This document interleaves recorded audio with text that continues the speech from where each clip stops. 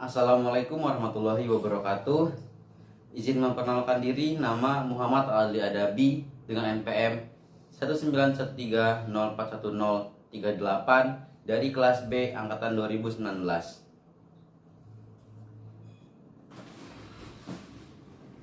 Assalamualaikum warahmatullahi wabarakatuh. Bagaimana kabarnya hari ini anak-anak semua? Sehat semua? Alhamdulillah sehat semua ya. Hari ini siapa yang tidak masuk? Oh, masuk semua. Alhamdulillah masuk semua.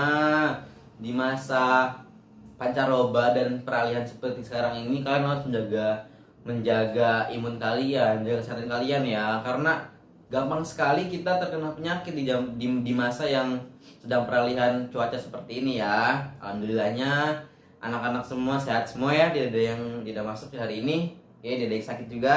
Alhamdulillah. Oke anak-anak, sebelum kita masuk ke pembelajaran, alangkah baiknya kita berdoa terlebih dahulu ya.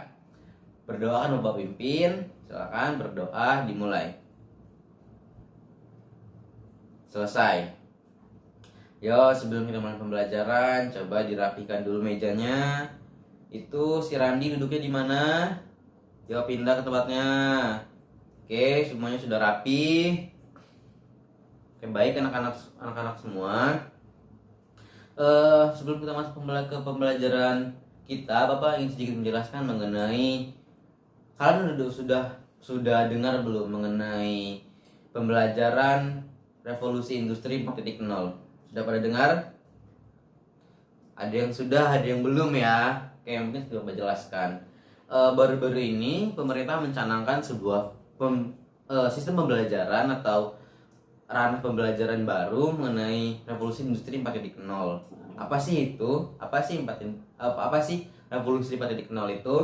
Jadi anak-anak, revolusi industri 4.0 itu pada intinya adalah menjelaskan kita bahwa perkembangan zaman ini semakin cepat, semakin pesat. Semua akan beralih ke digitalisasi, ke otomatisasi.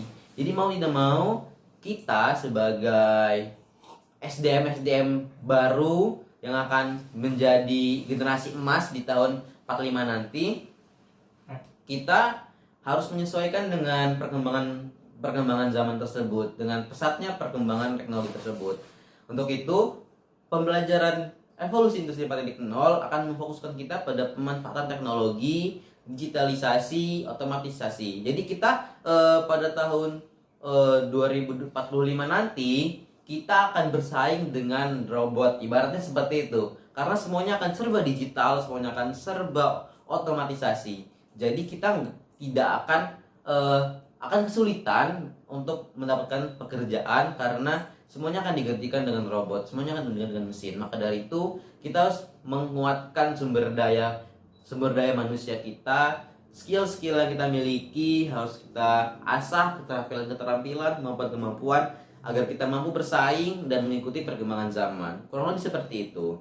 Dan Bapak akan mencoba untuk memulai pembelajaran dengan pemanfaatan teknologi agar kalian semua mengikuti perkembangan zaman, agar kalian semua mengerti apa itu pentingnya mengetahui teknologi. Oke, kita masuk ke pembelajaran ya. Bapak akan coba kaitkan pembelajaran kita bahasa Indonesia dengan teknologi yang ada pada zaman sekarang. Oke, yang sebelumnya masih ingat kan materi kita pada hari ini, melanjutkan materi dari minggu lalu. Ada yang masih ingat? Coba Bapak mau tanya, ada yang masih ingat tidak? Ya, Dimas apa? Ya, teks prosedur, benar. Oke, teks prosedur nih. Bicara soal teks prosedur, kita kemarin sudah bicara mengenai jenis-jenis teks prosedur. Ada prosedur sederhana, ada prosedur kompleks, dan prosedur protokol.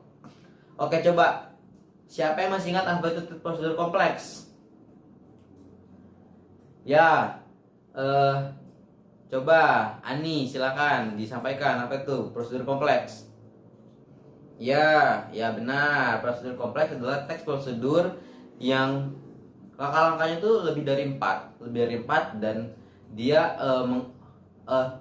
prosedurnya biasanya prosedur mengenai hal-hal yang dapat dikatakan rumit seperti membuat KTP atau prosedur-prosedur instansi-instansi atau lembaga-lembaga yang ada di negara kita. Nah, mengenai kita sekarang akan fokus ke prosedur kompleks ini. Karena kan semua punya TV kan di rumah, punya kan? Punya TV, punya handphone semua, punya ya. Alhamdulillah. Sekarang kita akan memanfaatkan teknologi tersebut. Nanti kalian ketika di rumah, kalian Bapak minta untuk memperhatikan atau menggunakan media-media elektronik tersebut untuk mengetahui atau mencari tahu bagaimana sih prosedur dari pembuatan KTP atau prosedur misalnya jika kita ingin membuat SIM atau sebagainya yang berkaitan dengan lembaga-lembaga kenegaraan yang ada di Indonesia. Seperti itu ya. Nah, itu untuk nanti tugas di rumah kalian itu ditulis dulu. Nah, untuk yang sekarang karena kalian semua tidak membawa handphone, tidak ada yang membawa alat media elektronik, sekarang kita akan berfokus pada media yang ada saja di sekitar kita, yaitu media buku ya sementara ya. Ini coba pakai buku saja dulu. Oke, coba dilihat di bukunya di halaman 63. Ya, di situ ada contoh teks prosedur. Contoh teks prosedur. Ya, dapat dilihat. Nah, di situ kan teks prosedurnya itu adalah teks prosedur bagaimana memasak mie instan ya. Benar ya? Oke, nah pada kesempatan kali ini untuk pemanasan lah untuk nanti kalian menganalisis teks prosedur yang akan kalian lihat di media elektronik. Pada hari ini kita akan mencoba membuat satu buah teks prosedur teks prosedur kompleks, dan di teks prosedur kompleks ini berbeda tentu saja dari teks prosedur sederhana yang ada di buku, karena teks prosedur kompleks pasti terdapat kosakata atau konjungsi yang berbeda, dia memiliki konjungsi khusus. Nah, jadi di halaman sebelahnya itu ada salah satu contoh teks prosedur kompleks. Coba dapat kalian lihat. Nah, sekarang kita coba kalian membuat sebuah teks prosedur kompleks. Contohnya dari buku, yaitu teks prosedur kompleks pembuatan KTP.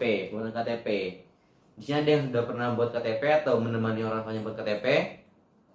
Ada yang sudah pernah ya. Nah, sudah paham tuh dikit-dikit. Nah, di situ kan dibukukan teks prosedur kompleksnya, teks prosedur kompleks ketika ini ya pengaduan kehilangan ya. Nah, untuk yang prosedur KTP ini Bapak sudah siapkan cuplikan di laptop Bapak untuk bagaimana prosedur pembuatan KTP. Nanti kalian akan coba analisis, kemudian kalian tuliskan dari video tersebut, kalian tuliskan bagaimana prosedur pembuatan KTP. Oke, dapat dipahami? Dapat dipahami ya? Oke, bagaimana? Sudah jelas ya videonya? Sudah dilihat semua, sudah diperhatikan? Oke, jika sudah, ayo sekarang kita mulai untuk menganalisis dan mengerjakan. Oke, Bapak beri waktu 45 menit dari sekarang. Silahkan dikerjakan. Oke, semuanya sudah selesai ya. Juga sudah habis ini, sudah 45 menit. Tugas-tugasnya dikumpul semuanya di meja Bapak. Dijadikan satu. Dan jangan lupa tugas untuk di rumah, ingat memanfaatkan media elektronik yang ada di rumah. Jika tidak punya handphone, bisa pinjam handphone orang tuanya, bilang untuk keperluan tugas. Dan jangan lupa juga untuk dibimbing dan diarahkan oleh orang tuanya ya. Oke, yang lain yang ingin menggunakan media televisi juga nggak apa-apa, yang tidak apa-apa, yang penting semuanya memanfaatkan media elektronik. Oke, mungkin cukup sampai di sini ya tugas pertemuan kita pada hari ini. Jangan lupa tugasnya. Bapak akhiri. Wassalamualaikum warahmatullahi wabarakatuh.